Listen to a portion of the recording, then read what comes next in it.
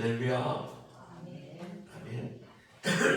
하나님께서 이 시간 예배하는 여러분들에게 사랑과 은혜 더하여 주시기를 간절히 축복합니다. 오늘 우리가 들을 말씀의 제목은 여호와의 새 언약을 기억하라는 말씀입니다. 이 말씀에 놀라우신 은혜와 사랑과 권능이 말씀을 듣는 여러분과 여러분들의 가족들에게, 여러분들의 자녀들에게, 그리고 이웃들에게까지 흘러넘치는 역사가 임하여 지기를 간절히 축원합니다. 아멘. 지난주에 이제 제가 송불면을 다녀올 때 김진욱 권사님의 새 집을 짓는 곳을 본 적이 있습니다. 건물이 높고 예쁘게 잘 지어지는 것 같아서 정말 마음에 정말 감사함이 넘쳤습니다. 이제 남은 것은 우리 김내순 권사님의 집이 구하여져서 그곳으로 이제 옮기는 일입니다. 그리고 우리 송사시온교회가 이전해야 할 장소를 정하는 일도 남았습니다. 이제 여러 가지 일들이 처리되고 있어서 감사하지만 가장 힘든 일이 남았습니다. 우리가 이전지를 정하고 이제 요청을 하고 처리하는 것입니다. 이 일 중에 계약서를 작성하고 잔금을 처리하는 일도 있을 것입니다. 하지만 가장 중요한 것은 이 계약의 실효성입니다. 우리가 세상의 법적인 방식으로 이제 하는 계약이지만 우리가 복을 받아 누리기 위해서는 하나님의 이름이 높여져야 한다는 사실입니다. 하나님의 이름이 앞서고 하나님의 영광을 위해서 힘쓰는 교회가 되어야 하나님이 우리를 사랑하시며 복을 주시고 우리가 복을 받아 누리게 된다는 사실입니다. 제가 다시 말씀드리지만 우리 교회가 기도하는 곳은 두 곳이었습니다. 첫 번째는 한평읍 내에 있는 5억 3천만 원짜리의 요양보호사 교육원 건물입니다. 그리고 둘째는 주포 앞에 있는 장년리 그 작은 마을에 있는 3억 5천만 원짜리 2층 건물입니다. 첫째 건물은 제가 그리고 여러분들이 우리가 2년 3년 동안 계속해서 기도하면서 하나님께 감사했던 건물입니다. 왜냐하면 교회를 하기 너무 좋아서 제 마음에 너무 쏙 들고 정말 욕심이 나는 건물이었습니다. 하지만 제가 기도하면서 제 가족이 계속 지난주도 그렇고 그 전주도 그렇고 계속해서 우리가 매일매일 저녁마다 기도를 하고 있거든요. 함께 찬양하고 말씀을 하고 기도하는데 제 마음에 주시는 것이 욕심을 내려놓으라는 것입니다. 둘째 건물은 주포 앞에 있는 그 건물은 제가 지나가면서 저 건물 그냥 제 마음이었습니다.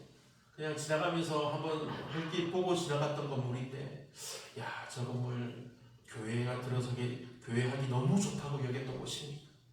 그런데 그곳에 들어가고 싶은 마음은 별로 없었습니다. 왜냐하면 우리 마을처럼 이렇게 외떨어진 곳은 아니지만 그래도 읍내에서 너무 멀리 좀 떨어져 있는 곳이고 약간 좀 생활하기가 그렇게 편한 곳은 아니기 때문입니다. 하지만 이곳은 읍내가 아닌 이곳과 같은 작은 마을이지만 그러나 그곳은 교회가 성장하기에 부족해 보입니다.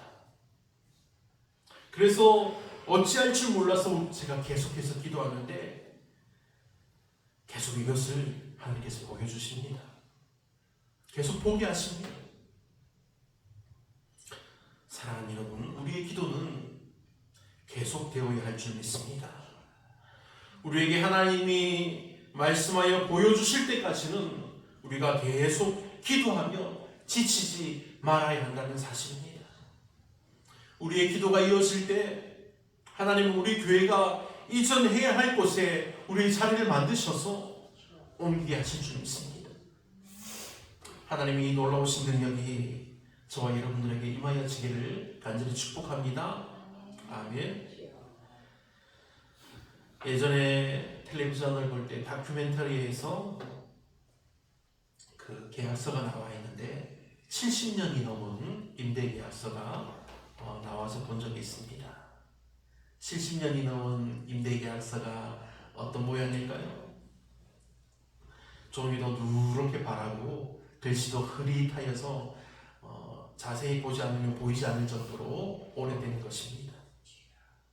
그런데 그 계약서를 가지고 나온 그 노부부가 자신들은 그 계약에 따라서 한 번도 임대료를 올리지 않았다고 말하는 것을 보았습니다. 그 이유가 무엇일까요? 그들이 말하는 이유는 우리는 약속했거든요. 그렇게 말을 합니다. 너무 좋은 말이 아닙니까? 약속했거든요. 약속한 대로 지키는 것입니다. 하지만 인터뷰의 마지막에 이런 말이 나옵니다. 하지만 이제 우리도 바꿔야 할 때가 온 것 같아요. 이제 우리 삶도 다 얼마 남지 않았으니 이 계약이 계속되지 못한다는 것입니다. 약속은 중요했지만 이제 자신들이 아닌 자녀들에게로 이전되어야 할 계약을 자녀들이 불편해하고 어려워할 것 같아 걱정이 된 것입니다.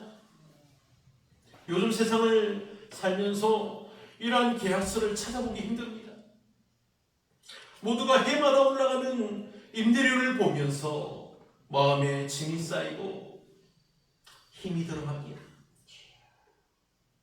사랑하는 여러분, 그런 오늘 본문 말씀에서 우리에게 주시는 것은 하나님의 새로운 언약, 새로운 계약서입니다. 하나님이 약속하신 그 약속의 말씀에 대해서 계속 말씀하고 계시다가 이제 예레미야 때에 새로운 약속에 관한 말씀을 하시며 사람들에게 그 새 약속을, 새 언약을 알려주셨다는 사실입니다. 이 새 언약의 내용은 이전의 내용과는 같은 것 같지만 완전히 다른 내용입니다. 이 본문 29절 말씀을 봅니다. 그때에 그들이 말하기를 다시는 아버지가 신 포도를 먹었으므로 아들들의 이가 시다하지 아니하겠고. 여러분, 아니 아버지가 신 포도를 먹었는데 왜 아들들의 이가 시릴까요? 이것은 이스라엘 백성들의 그 모습을 보여주는 것입니다. 이스라엘 백성들은 조상들의 죄가 자신들에게로 이어진다고 알았습니다. 그리고 조상이 하나님께 받은 복이 자신들에게도 이어진다고 믿었습니다. 왜냐하면 하나님께서 약속하신 말씀이기 때문입니다. 그 말씀이 계속해서 지켜졌기 때문입니다. 하나님이 하신 언약의 말씀이기 때문입니다. 그런데 이 언약을 두고 이스라엘 백성들은 종종 이렇게 불평합니다. 자신들이 겪고 있는 어려움을 조상들의 죄 탓으로 돌렸던 것입니다. 그러나 하나님은 오늘 새 언약을 말씀하여 주십니다. 이제부터는 각 사람이 자기의 죄 때문에 죽고 각 사람이 자기 책임을 지는 시대가 될 것이라고 말씀하십니다. 이 말씀은 책임의 회피가 아닙니다. 하나님과 우리 개인과의 개인적인 관계가 중요하다는 것을 우리에게 다시 말씀해 주셔서 우리 관계가 새롭게 시작된다는 것을 알게 하신다는 것입니다. 하나님은 이전에도 우리 사람과의 관계를 중요시 하셨지만 이제는 우리에게 직접 말씀하여 주셔서 우리 한 사람과의 하나님과의 직접적인 관계를 맺으시겠다고 말씀하시는 것입니다. 그래서 이제 신포도를 먹는 자마다 그의 이가 신 것 같이 누구나 자기의 죄악으로 말미암아 죽으리라고 약속하시며 말씀하시는 것입니다. 사랑하는 여러분, 이 새로운 언약은 무섭게 보입니다. 그렇지 않습니까? 누구나 자기의 죄악으로 말미암아 죽으리라. 하지만 이 언약은 무서운 것이 아닙니다. 이 새 언약은 우리에게 복을 주시겠다는 하나님의 약속입니다. 왜냐하면 옛 언약을 백성들이 계속해서 반복적으로 그 약속을 어겼기 때문입니다. 그러나 새 언약은 다릅니다. 33절을 봅니다. 곧 내가 나의 법을 그들의 속에 두며 그들의 마음에 기록하여 나는 그들의 하나님이 되고 그들은 내 백성이 될 것이라. 여호와의 말씀이니라. 아멘. 외적인 규율이 아니라 내면의 변화를 말씀합니다. 이 변화는 하나님과의 인격적인 관계를 말한다는 사실입니다. 33절 후반부에 확실하게 나타납니다. 나는 그들의 하나님이 되고 그들은 내 백성이 될 것이다. 이 새 언약은 우리들에게 보편적인 지식을 알려줍니다. 34절을 봅니다. 그들이 다시는 각기 이웃과 형제를 가르쳐 이르기를 여호와를 알라 하지 아니하리니. 아멘. 하나님의 은혜가 임합니다. 그리고 하나님의 새 언약은 완전한 용서를 말씀하여 줍니다. 내가 그들의 죄악을 사하고 다시는 그 죄를 기억하지 아니하리라. 아멘. 사랑하는 믿음의 성도 여러분, 하나님이 말씀하여 주신 이 새 언약은 지금 말씀을 듣는 우리들에게 이미 성취되고 있습니다. 성취되어서 이루어지고 있습니다. 그러면 과거에는 어떠했을까요? 하나님의 말씀은 과거에도 그리고 현재에도 그리고 미래에도 계속해서 이루어지고 확증하며 보여줍니다. 왜냐하면 예수 그리스도를 통해서 성취되었기 때문입니다. 히브리서 8장과 10장은 이 예레미야의 말씀을 인용하면서 예수님이 중보자가 되신 새 언약을 설명하고 있습니다. 히브리서 8장 10절로 12절의 말씀입니다. 또 주께서 이르시되 그날 후에 내가 이스라엘 집과 맺을 언약은 이것이니 내 법을 그들의 생각에 두고 그들의 마음에 이것을 기록하리라. 나는 그들에게 하나님이 되고 그들은 내게 백성이 되리라. 또 각각 자기 나라 사람과 각각 자기 형제를 가르쳐 이르기를 주를 알라 하지 아니할 것은 그들이 작은 자로부터 큰 자까지 다 나를 알미라. 내가 그들의 불의를 긍휼히 여기고 그들의 죄를 다시 기억하지 아니하리라 하셨느니라. 아멘. 그리고 히브리서 10장 16절로 18절의 말씀입니다. 주께서 이르시되 그날 후로는 그들과 맺을 언약이 이것이라 하시고 내 법을 그들의 마음에 두고 그들의 생각에 기록하리라 하신 후에 또 그들의 죄와 그들의 불법을 내가 다시 기억하지 아니하리라 하셨으니 이것들을 사하셨은즉 다시 죄를 위하여 제사 드릴 것이 없느니라. 아멘. 사랑하는 믿음의 성도 여러분, 이 말씀들은 다 동일합니다.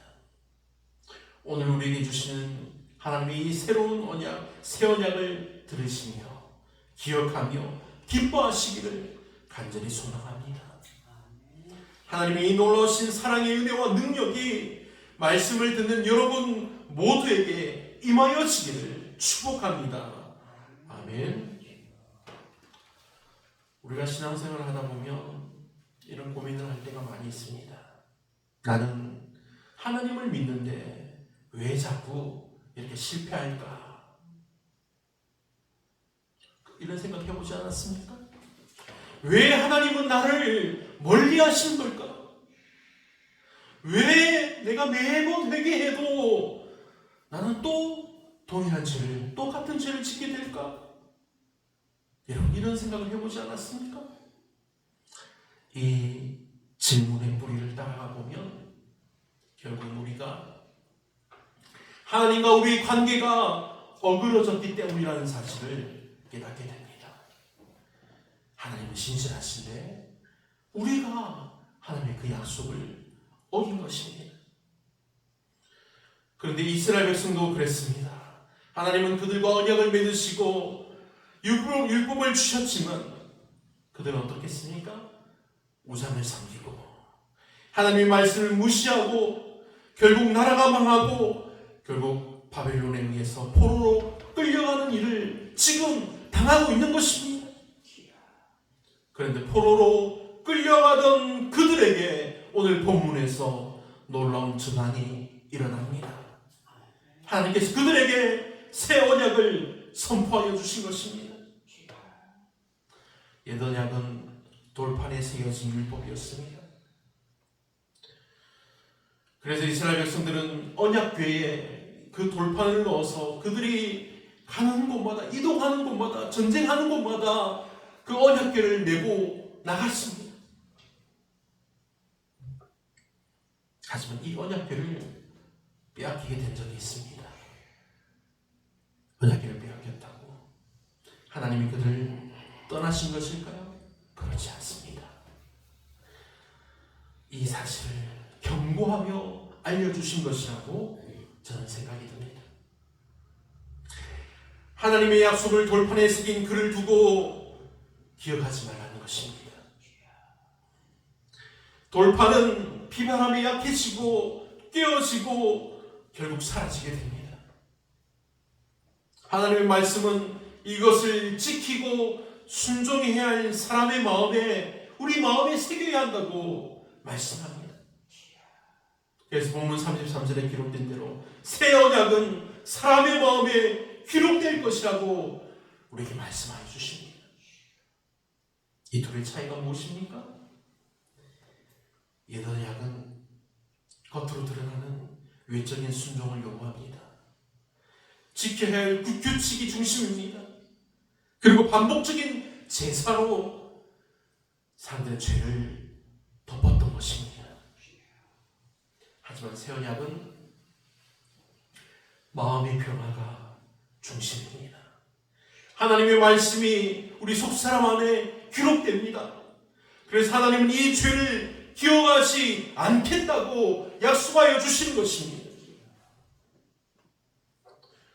우리 감리교회를 세운 웨슬리 목사님은 청년 때에 깊은 고민을 하며 죄에 빠지지 않기 위해서 온갖 애를 쓰던 사람이었습니다. 왜 그분이 매일매일 아침마다 새벽마다 그렇게 기도하며 매일매일 그렇게 열심을 다해 믿음으로 살았을까요? 죄에 빠지지 않기 위해 정말 온 힘을 다한 것입니다. 이와 같은 인물들은 온 세계에 여러 나라에 그리고 많이 있습니다. 그리고 저도 그랬습니다. 사랑하는 여러분, 이와 같은 청년이 있다고 생각을 해봅시다.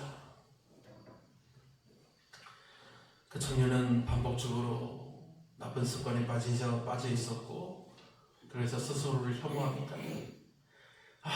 하나님, 난 절대 바뀔 수 없을 것 같아요 하면서 막 단식합니다. 그런데 어느 날 친구의 인도로 말씀 묵상을 시작하면서 작은 변화가 일어납니다. 그래서 그는 이렇게 고백합니다. 매일 내 마음 안에 말씀을 새기다 보니 하나님, 이상하게 죄를 짓고 싶지 않아졌어요. 내가 바꾼 게 아니라 하나님이 내 마음을 바꿔주신 것 같아요. 너무 감사합니다. 할렐루야. 이것이 새 언약의 능력입니다. 하나님의 법이 우리 마음에 새겨질 때 우리가 외적인 규칙, 외적인 것들만 지키는 것이 아니라 우리 내면의 변화가 일어난다는 것입니다. 그리고 계속해서 우리가 기도하며 하나님의 이름을 우리가 높이기 위해서 찬양하게 되는 것입니다. 우리가 이렇게 하나님의 말씀을 묵상하고 주의 음성을 듣기 위해서 노력하며 기도하여 응답받으며 찬양함으로 하나님의 영광을 보며 춤을 추며 기뻐하게 되기를 우리 주님의 이름으로 축원합니다. 아멘. 오늘 우리에게 주시는 이 새 언약은 예수 그리스도를 통해서 성취된 언약입니다. 예수님은 마지막 만찬 자리에서 떡과 잔을 들며 말씀하셨습니다. 이 잔은 내 피로 세운 새 언약이니 받아 먹어라. 아멘. 예수님은 십자가에서 피를 흘리심으로 우리가 하나님과 다시 관계를 맺을 수 있는 길을 열어주셨습니다. 그냥 문을 열어주신 것이 아니라 활짝 우리에게 하나님을 향한 길을 활짝 열어주셨다는 것입니다. 우리가 주님의 몸을 상징하는 떡을 먹고 포도주를 마심으로 하나님의 이 놀라운 은혜에 우리가 동참하였음을 나타내는 것입니다. 우리가 매달마다 드리는 이 성찬 예배가 바로 이런 하나님의 놀라우신 사랑과 은혜에 우리가 감사하고 주님을 찬양하고 기도하는 예배입니다. 이제 다음 달에 다음 주, 그 다음 주 두 주 후에 우리가 성찬 예배를 하게 될 터인데 그 예배를 사모하시길 바랍니다. 우리가 그냥 예배에 참석해서 떡과 포도주를 먹고 마시는 것으로 끝나는 것이 아닙니다. 우리가 주님의 몸과 피를 대신하여서 떡과 포도주를 먹고 마시는 것으로 주님의 은혜와 능력이 우리 안에 임한다는 사실을 기억하시기 바랍니다. 그러니 하나님의 이 놀라운 새 언약의 말씀이 여러분에게 그리고 여러분의 가정에 여러분의 이웃들에게 가득히 넘쳐흐르는 놀라운 역사가 오늘도 내일도 계속해서 일어나기를 우리 주 예수 그리스도 이름으로 축원합니다. 아멘.